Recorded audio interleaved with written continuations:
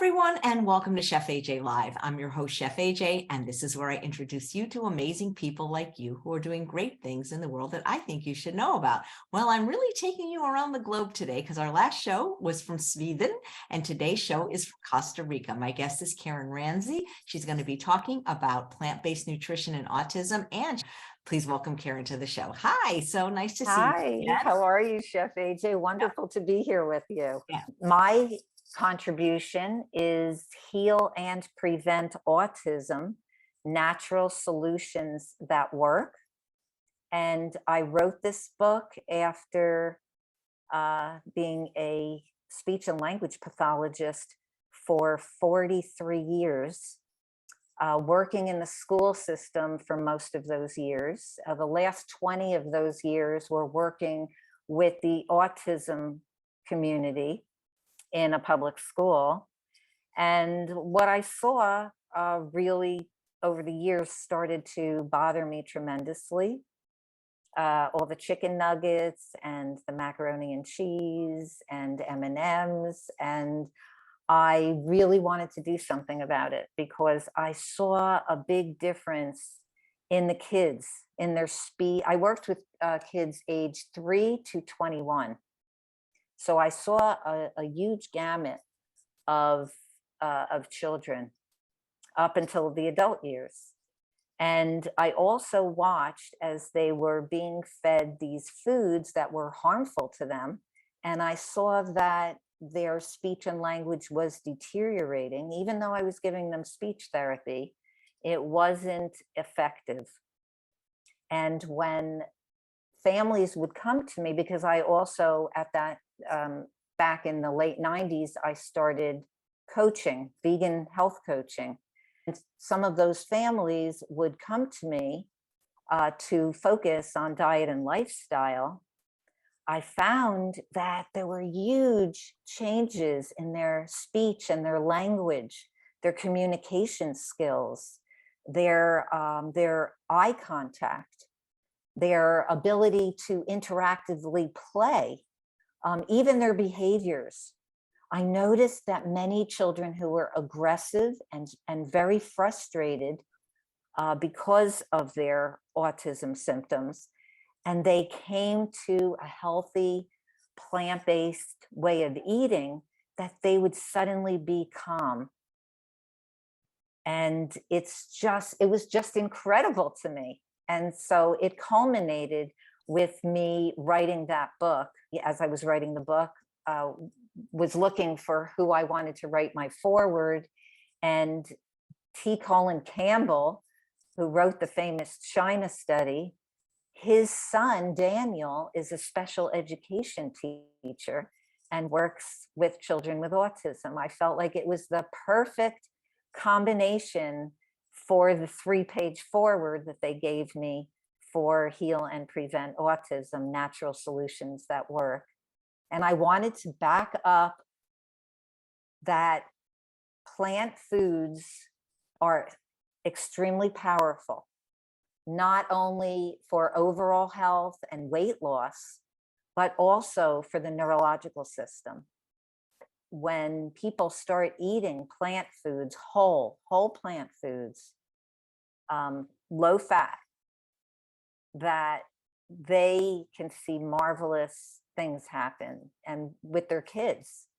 And I've worked with people all over the world who have been motivated to try something new and have come to this plant-based lifestyle and have seen changes in themselves, positive changes in their kids. One family that I worked with, the mom believed strongly that the oldest of her 3 children who had autism, and he was not showing eye contact, he had very limited speech, he was very frustrated, lots of aggressive behavior, communication skills low. She came to me telling me that she believed that it was because of her fish consumption during pregnancy. There is so much mercury out there today. And a lot of people think, oh, well, if I get wild caught fish, that's going to be better. That's healthy for me. No, fish across the board is loaded with mercury. It doesn't matter if it's wild caught fish from Alaska. It doesn't matter. So she really intuitively knew that it was the fish. They didn't have a history of autism in their family. There is a genetic component for sure, but I have seen where diet and lifestyle can turn it around, even if there is a genetic component. In this situation, there wasn't, but she did not eat any fish her second and third pregnancies, and the children did not have any symptoms of autism. But with this boy going to a Whole Foods vegan and very high raw lifestyle, this boy's body just calmed down and the aggressive behavior completely stopped. And he improved in his language, in his communication, in his eye contact. His speech increased. He was initially speaking in one-word utterances. And as they continued over a period of a year, I was working with them on and off over a year. He started speaking in phrases and then short sentences. And all of this started happening with the change in diet and lifestyle. So it was very exciting, and I've seen it with others. And I'm very optimistic for the autism community if they're open to go in a plant-based direction. It's a very powerful and positive way of transforming their lives. Wow, that's amazing. Do you think that there is more of a link with autism from animal products, from processed food, both, or is it? And what is being taught about what causes autism? Yeah, I mean, there's so many areas that are talked about, and I have many different chapters in my book, along with 29 pages of research. I think that's why T. Colin Campbell liked my book, because I'm really backing up each and every chapter. Certainly glyphosate, which is Roundup. And there's been a lot of research done, especially by senior researcher Stephanie Seneff at MIT. So, you know, we're talking about conventional foods. We're talking about processed foods. And the processed foods, a lot of the processed foods contain dairy. There's a lot of hidden dairy labeling. And dairy also contains a very dangerous protein called casein. And that casein is very disruptive to the neurological system. So that's why a lot of parents do have success with getting their kids off of dairy and also getting their kids off of a lot of the gluten, which is, you know, particularly wheat in processed foods.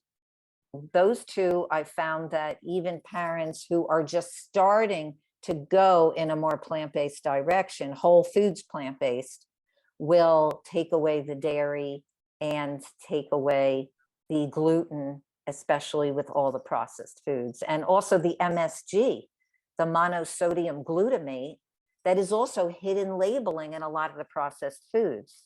So things like hydrolyzed vegetable protein. Like I used to think many years ago that because it had the word vegetable in it, that it must be healthy. But that's MSG, basically, hydrolyzed vegetable protein. And even things like natural flavoring, that can be hidden labeling for monosodium glutamate, which is an excitotoxin. It excites the nervous system. And you can actually turn a child's autism on and off with these ingredients in processed foods. And I used to think that past a certain age, that autism could not be reversed. I used to think that by the age of about 18, that there was no return from autism, because a lot of autism is from heavy metals, such as mercury and aluminum.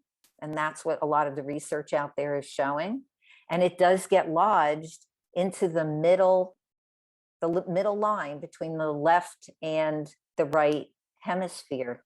And about age 18 to 20, somewhere in there, the left and the right hemisphere, they close. And those heavy metals can get lodged in that middle section of the brain. But I have actually been proven wrong to believe that that's true for everybody, because I speak annually at the Woodstock Fruit Festival since it began in 2011. And I teach a class there on improving mental and neurological health. And a young woman, 25 years old, showed up for my class a couple of years ago. And I talked about autism and the symptoms of autism. Some people say that I shouldn't even have written a book called Heal and Prevent Autism, because we should celebrate and accept autism.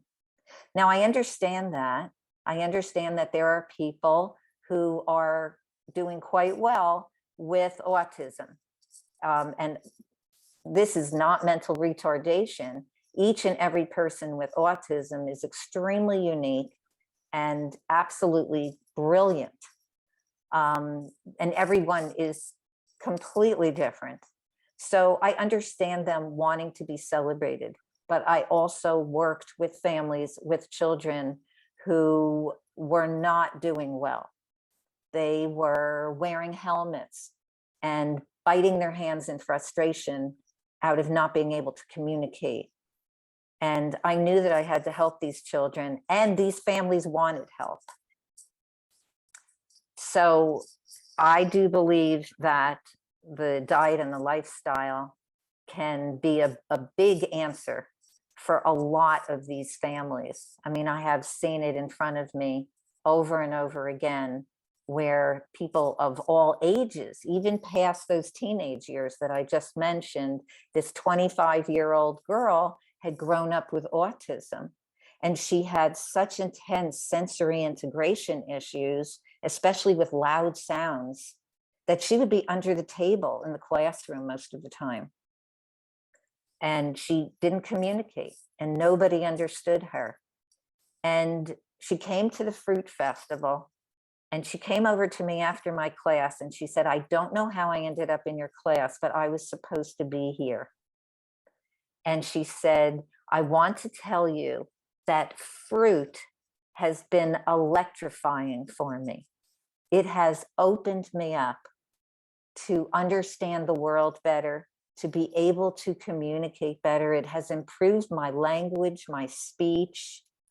And I have included a letter in my book that she wrote to me after coming to my class. And it's this absolutely beautiful, articulately written letter.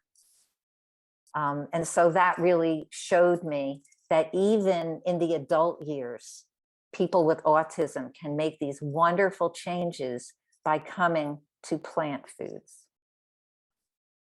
Does it matter how long they have been following like a standard American diet for recovery to take place? And I'm not talking just in terms of autism, but I hear from so many parents that get this information that it's so hard to change a child's diet once they've been raised on, McDonald's and goldfish and, Yes, it is hard.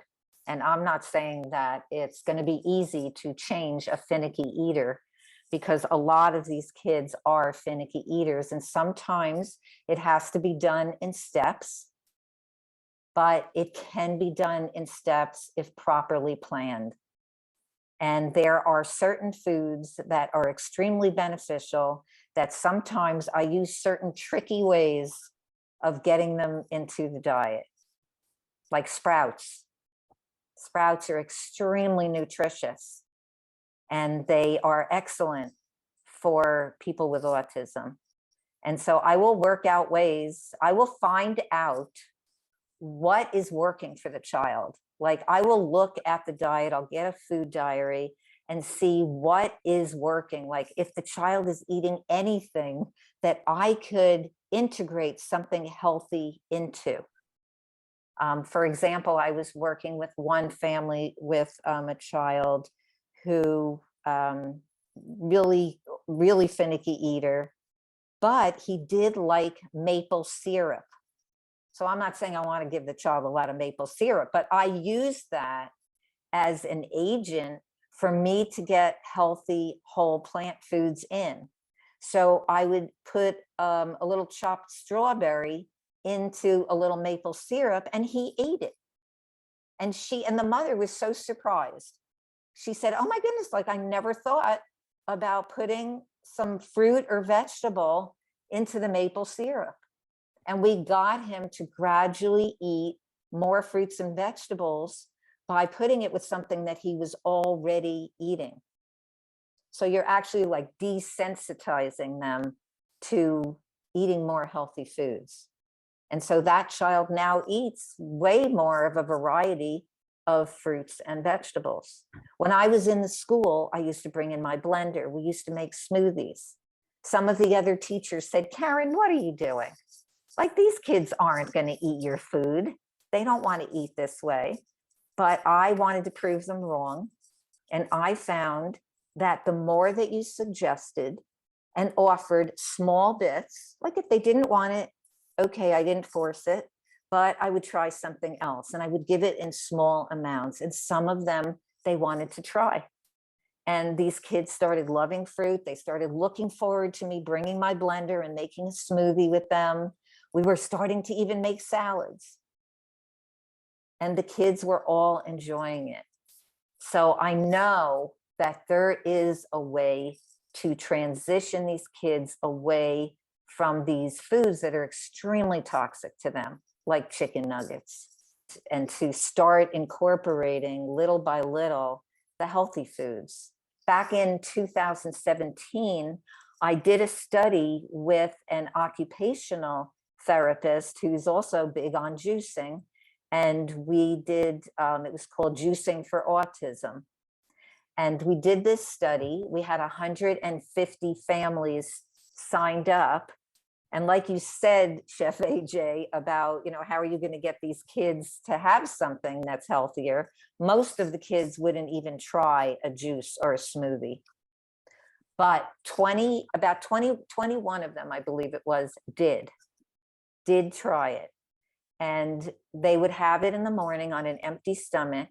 We weren't even asking them to change the rest of their diet. We were only asking to add a juice or even a smoothie, either one. We wanted to get some minerals into them. And it was pretty amazing with those 21 kids who did have the juice or a smoothie during that 21-day protocol that we did.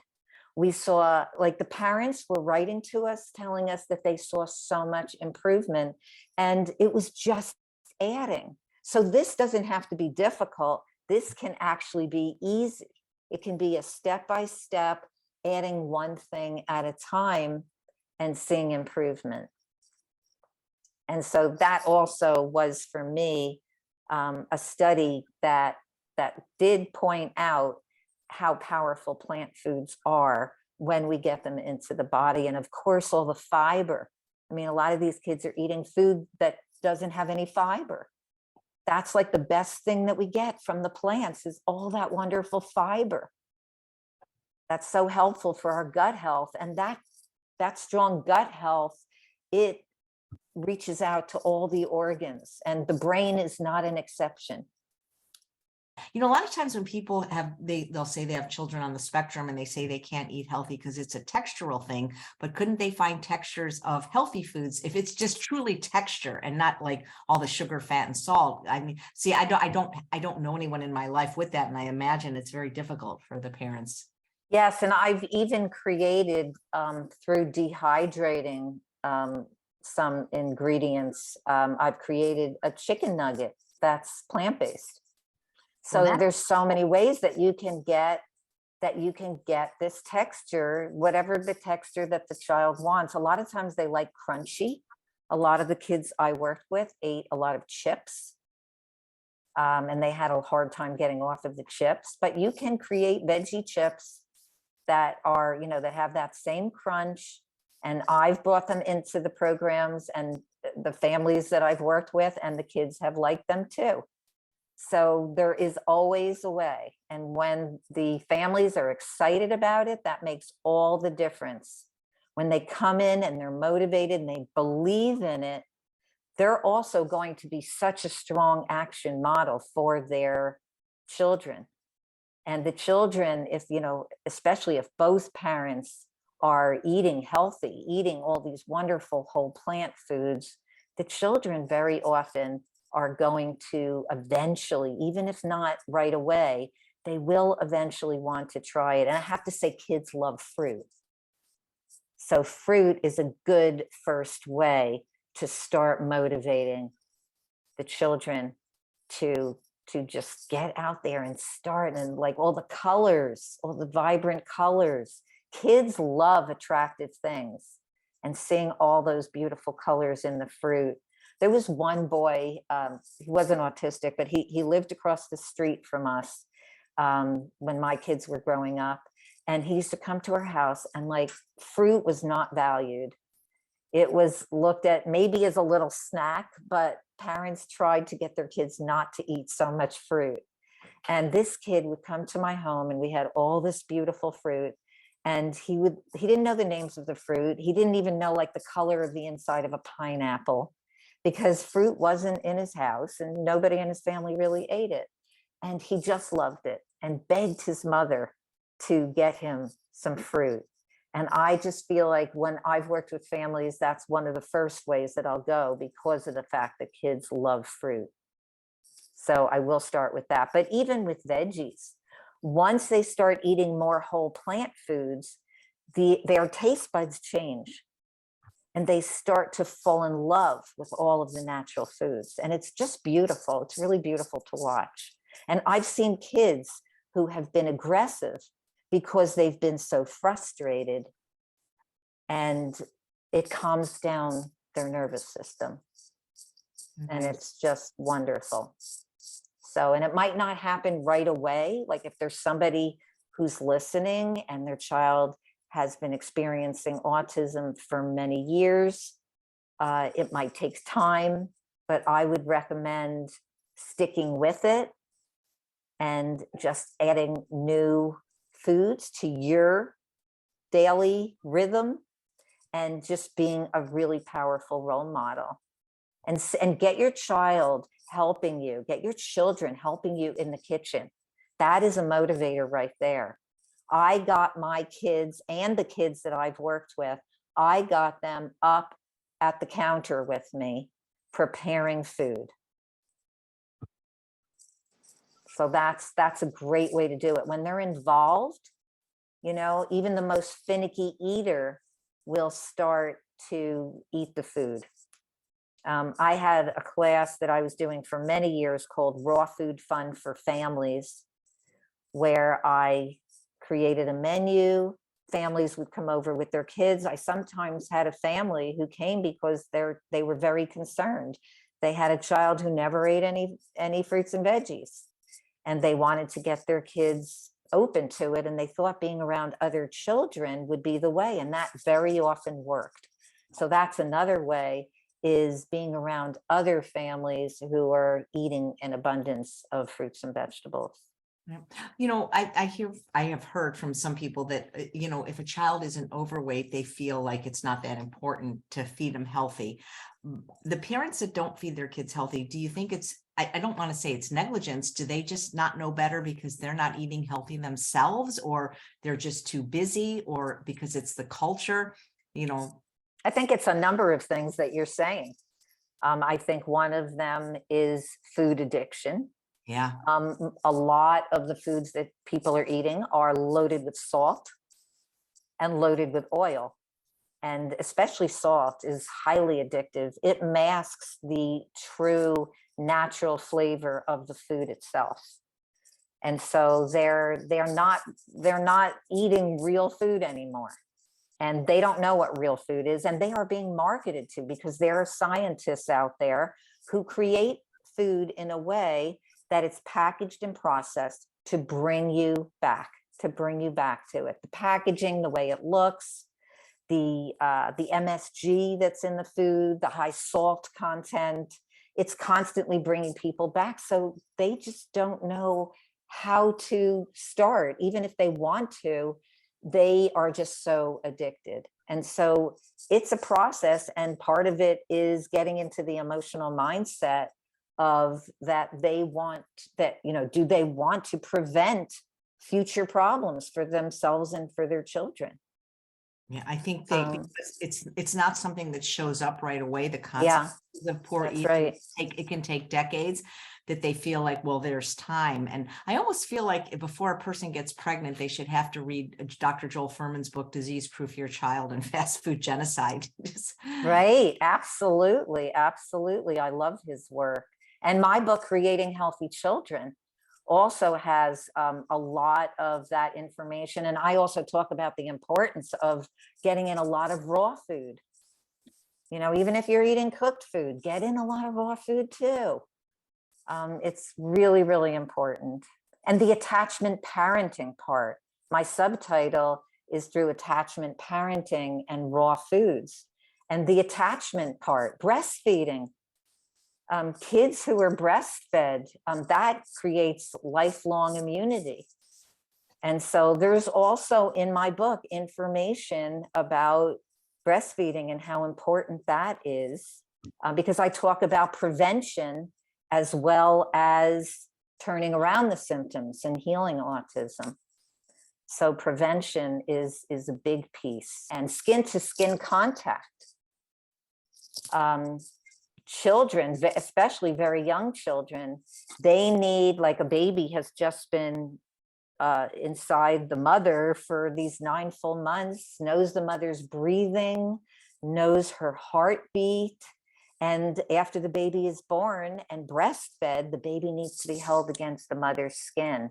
And there's a doctor in Sweden, Dr. Nils Bergman, who has done quite a bit of research on skin to skin contact.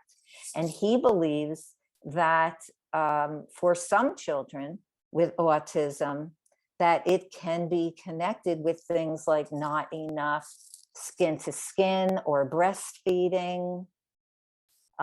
There's drugs in babies that have been delivered surgically that can affect the neurological system. So I look at all these factors in the chapters of Heal and Prevent Autism. Cool. Well, thank you for your work. It's a very interesting topic that you've decided to explore, and I think it will help a lot of people, especially parents that have this situation. I hope they will find your work. Thank you, Chef AJ.